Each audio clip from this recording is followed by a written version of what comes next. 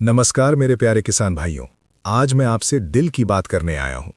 आज कोई किताबों वाली खेती नहीं, कोई हवाई बात नहीं। आज वो बात जो खेत में खड़े होकर समझ में आती है और कटाई के दिन सच साबित होती है।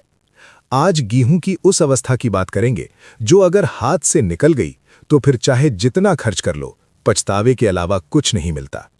भाइयों, गेहूं की खेती में सबसे बड़ा धोखा यही है कि फसल ऊपर से ठीक दिखती है, हरियाली होती है, पौधा सीधा खड़ा होता है, तो किसान सोचता है सब सही चल रहा है। लेकिन असली खेल नीचे होता है, जड़ में, कल्लों में, और उसी जगह पर पैदावार की नींव पड़ती है। आज मैं बात कर रहा हूं गेहूं की 40 से 50 दिन की उम्र की। यही वो समय है जब गेहूं का पौधा फैसला करता है कि उसे आगे कितने कल्ले निकालने हैं। यही वो समय है जो साल में एक बार आता है और निकल गया तो वापस नहीं आता। आपने भी देखा होगा, खेत में जाकर गिनते हैं तो एक पौधे में 2 या 3 कल्ले ही नजर आते हैं। वहीं पड़ोसी के खेत में जाते हैं तो वही बीज, वही किस्म, वही पानी होने के बावजूद पौधे में 5-6 कल्ले दिखाई देते हैं। तब किसान का मन अंदर से जलता है और सोचता है कि आखिर कमी कहाँ रह गई। मैं जिम्मेदारी से कह रहा हूं, कमी जमीन की नहीं होती, कमी किस्म की नहीं होती, कमी मेहनत की भी नहीं होती। कमी होती है सही समय पर सही काम ना करने की। कृषि विज्ञान केंद्रों की रिसर्च साफ कहती है कि गेहूं की पैदावार सीधे सीधे कल्लों की संख्या पर निर्भर करती है। जितने ज्यादा मजबूत कल्ले उतनी ज्यादा बालियां, और जितनी ज्यादा बालियां उतना ज्यादा उत्पादन। अगर कल्ले कम है तो आगे की सारी मेहनत सीमित होकर रह जाती है। 40 से 50 दिन की अवस्था में पौधे के अंदर एक अलग ही हलचल चल रही होती है। जड़ें फैल रही होती हैं, नई शाखाएं निकलने की तैयारी में होती है। अगर इस समय पौधे को सही पोषण और सही संकेत मिल जाए तो वो एक बीज से कई गुना बढ़ जाता है। लेकिन अगर यही समय यूं ही निकल गया तो पौधा खुद को सीमित कर लेता है। फिर चाहे आप बाद में कितनी भी खाद डाल दें, पत्तियां तो हरी होंगी लेकिन कल्ले नहीं बढ़ेंगे। आज मैं आपको कोई जादुई दावा नहीं कर रहा। जो तरीका मैं बताने जा रहा हूं वो कृषि विज्ञान पर आधारित है, वो कृषि वैज्ञानिकों की रिसर्च पर आधारित है, और सबसे बड़ी बात, वो हजारों किसानों के खेतों में आजमाया हुआ तरीका है। बहुत से किसान सोचते हैं कि कल्ले बढ़ाने के लिए बस यूरिया डाल देना काफी है, लेकिन सच्चाई ये है कि केवल यूरिया डालने से बात नहीं बनती। यूरिया तभी काम करता है जब उसके साथ संतुलन हो, नमी हो और सही समय हो। इस समय गेहूं को सिर्फ नाइट्रोजन नहीं चाहिए, उसे ताकत चाहिए, उसे सहारा चाहिए, उसे ये संकेत चाहिए कि अब उसे नीचे से फैलना है, मजबूत होना है और ज्यादा कल्ले निकालने हैं। अगर इस समय सही तरीका अपना लिया जाए तो खेत की तस्वीर ही बदल जाती है। 10-15 दिन के अंदर अंदर पंक्तियां भरने लगती हैं, मिट्टी दिखनी बंद हो जाती है, पूरा खेत एक सार घना और हरा नजर आता है। किसान इसी को बोलचाल में कहता है कि खेत काला हो गया, और यही काला खेत आगे चलकर रिकॉर्ड तोड़ पैदावार देता है। लेकिन ध्यान रखिए, ये मौका हमेशा के लिए नहीं है, ये आखिरी मौका होता है। देर की तो पछतावा तय है। बहुत से किसान यही गलती करते हैं कि सोचते हैं कल कर लेंगे, परसों कर लेंगे, और जब तक फैसला करते हैं तब तक समय निकल चुका होता है। आज मैं आपको पूरा तरीका बताऊंगा, कितना खर्च आएगा, कैसे देना है, कब देना है और क्या-क्या सावधानी रखनी है। और मैं दावे के साथ कह रहा हूं, अगर आपने ये काम सही समय पर कर लिया तो कटाई के समय खुद फर्क देखेंगे।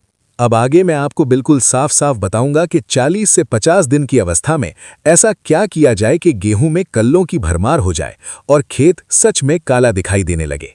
अब ध्यान से सुनिए, क्योंकि यहां पर किसान सबसे बड़ी चूक करता है। बहुत से लोग सोचते हैं कि अगर फसल 40-50 दिन की हो गई है तो अब जो होना था हो गया, लेकिन सच्चाई इसके बिल्कुल उलट है। यही वो समय है जब थोड़ी सी समझदारी पूरे खेत की तस्वीर बदल देती है।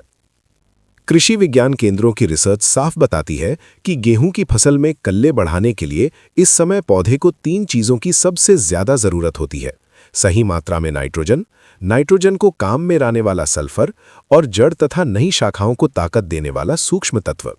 जब ये तीनों चीजें सही समय पर मिल जाती हैं तो पौधा खुद को रोक नहीं पाता और तेजी से फैलने लगता है। अब मैं आपको बिल्कुल सीधी भाषा में तरीका बताता हूं। अगर आपकी गेहूं की फसल 40 से 50 दिन की है और खेत में हल्की नमी है या आप पानी देने वाले हैं तो ये काम करना है। खेत बहुत सूखा नहीं होना चाहिए और पानी से भरा भी नहीं होना चाहिए। हल्की नमी इस काम के लिए सबसे सही रहती है। प्रति एकड़ लगभग 20 से 25 किलो यूरिया लेना है, इससे ज्यादा नहीं। इसके साथ 8 से 10 किलो सल्फर या जिप्सम लेना है और 1 किलो के आसपास जिंक सल्फेट लेना है। यही वो फॉर्मूला है जो सही समय पर सही असर दिखाता है। अब किसान के मन में सवाल आता है कि इतना कम डालने से क्या फर्क पड़ेगा? लेकिन याद रखिए, खेती में हर चीज मात्रा से नहीं, समय से असर दिखाती है। सही समय पर दी गई थोड़ी सी खाद गलत समय पर दी गई बोरी भर खाद से कहीं ज्यादा काम करती है। यूरिया पौधे को तुरंत नाइट्रोजन देता है। नाइट्रोजन से पौधे की बढ़वार तेज होती है और नई शाखाएं निकलने लगती हैं। लेकिन अगर नाइट्रोजन अकेली दी जाए तो उसका पूरा फायदा नहीं मिलता। सल्फर नाइट्रोजन के असर को कई गुना बढ़ा देता है। सल्फर की मौजूदगी में पौधा नाइट्रोजन को बेहतर तरीके से उपयोग करता है। जिंक का काम और भी अहम है। जिंक की कमी में पौधा ऊपर से हरा दिख सकता है, लेकिन अंदर से कमजोर रहता है। जड़ें ठीक से नहीं फैलती और नई शाखाएं निकलने में दिक्कत आती है। जब जिंक सही मात्रा में मिलता है तो जड़ मजबूत होती है और कल्ले तेजी से निकलते हैं। अगर आप सिंचाई देने वाले हैं तो यूरिया और जिंक को पानी के साथ दे सकते हैं और सल्फर या जिप्सम को ऊपर से बिखेर सकते हैं। अगर खेत में पहले से नमी है तो तीनों चीजों को मिलाकर समान रूप से पूरे खेत में छिड़क दें। एक बात बहुत जरूरी है, इस काम के बाद खेत को ज्यादा छेड़ना नहीं है। तुरंत कोई भारी दवाई या खरपतवार नाशक नहीं डालना है। पौधे को समय दीजिए, उसे अपना काम करने दीजिए। इस काम के 7 से 10 दिन बाद जब आप खेत में जाएंगे तो फर्क साफ दिखेगा। पौधे के नीचे से नए कल्ले निकलते हुए नजर आएंगे। जो पौधा पहले 2 या 3 कल्लों का था, उसमें 4 या 5 कल्ले दिखने लगेंगे। 15 से 20 दिन में खेत की शक्ल पूरी तरह बदल जाएगी। पंक्तियां भरने लगेंगी, नीचे की मिट्टी नजर आनी बंद हो जाएगी। पूरा खेत एक सार घना और हरा दिखाई देगा। यही वो दृश्य है जिसे देखकर किसान कहता है कि खेत सच में काला हो गया। अब एक जरूरी चेतावनी भी सुन लीजिए। इस समय ज्यादा लालच बिल्कुल नहीं करना है। सोचकर मात्रा बढ़ा देना नुकसान कर सकता है। ज्यादा नाइट्रोजन से पौधा कमजोर हो जाता है और बाद में फसल गिरने का खतरा बढ़ जाता है।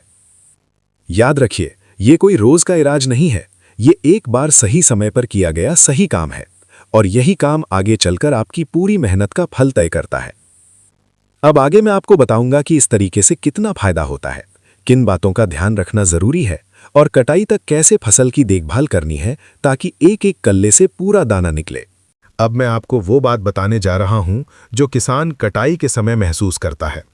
जब फसल कटकर मंडी जाती है, तौल की पर्ची हाथ में आती है और वजन उम्मीद से ज्यादा निकलता है, तब किसान को समझ आता है कि सही समय पर किया गया छोटा सा काम कितना बड़ा असर दिखा देता है।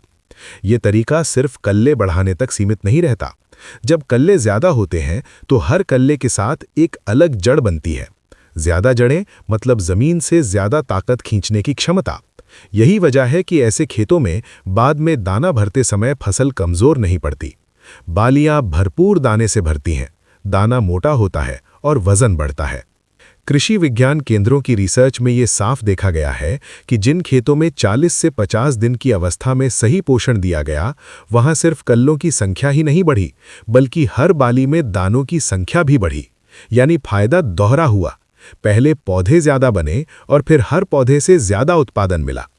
अब बात करते हैं खर्च और मुनाफे की। इस पूरे काम में जो खर्च आता है वो 300 से 400 रुपए प्रति एकड़ के आसपास रहता है।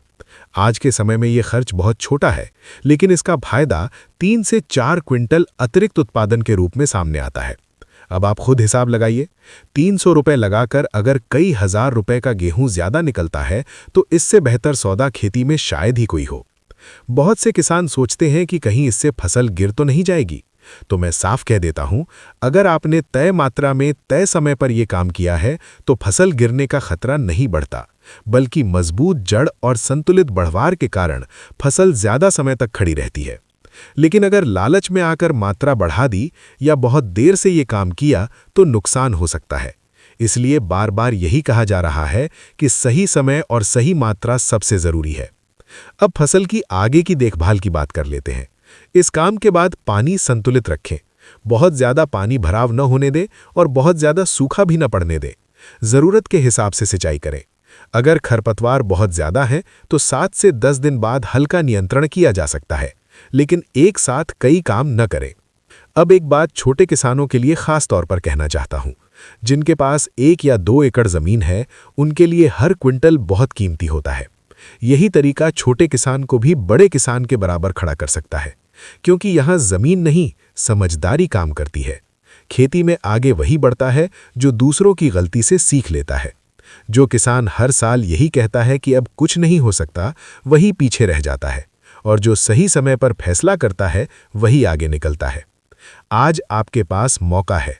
अगर आपकी गेहूं की फसल अभी 40 से 50 दिन की अवस्था में है तो देर मत कीजिए। खेत में जाइए, कल्लों की गिनती कीजिए, और अगर आपको लगता है कि अभी सुधार की गुंजाइश है तो मौसम साफ होते ही ये काम कर दीजिए।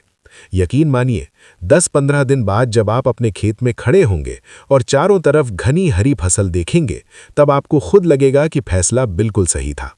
और कटाई के समय जब ट्रॉली भर भर कर निकलेगी, तब आपको आज की ये बात बार बार याद आएगी। ये जानकारी पूरी तरह से कृषि विज्ञान केंद्रों की रिसर्च पर आधारित है।